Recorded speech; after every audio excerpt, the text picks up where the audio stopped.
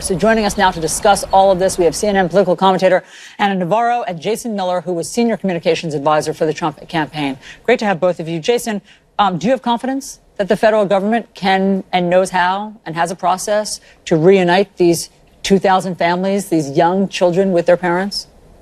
I do, and those children should be reunited with their parents as soon as possible. I think this is where I think things got off track, both as a combination of the 1997 Flores settlement. I think also DHS wasn't ready to go with implementing the zero tolerance policy, and then also I think Capitol Hill really needed to act to make sure that we had the right number of judges and the other resources that were available to go and implement this policy. But as we look at the actual policy here of the zero tolerance policy at the border, this is something that 63% of Americans support. Yeah, but I don't want to look at the policy yet, Jason. Hold on one second. I don't hold on. You're switching. My question to you, Jason, was about the process of reuniting them. Okay, so I understand we can get into a policy discussion in a second, but what gives you confidence that the federal government, given that they did this, as you just pointed out, in such an incompetent manner, how do you know they can reunite these parents and kids?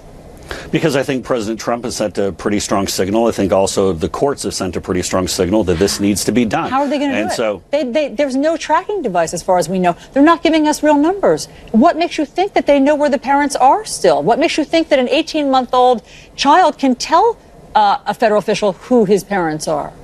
Well, for the exact mechanics, you're going to need to have someone from DHS and HHS in here to explain that. But you're saying you have confidence, but I'm saying, and I don't know where your confidence I have confidence comes from. because I think everyone knows the importance here. The stakes, and I think that people want to see the children reunited with their parents. I mean, this is, again, overwhelmingly Americans want to see children kept together with their parents while they're going through this process. And again, this goes back to the bottom line is when these families are coming in here, we need to have the mechanism so they're staying together as they're being processed and then returned back to the country that they came from.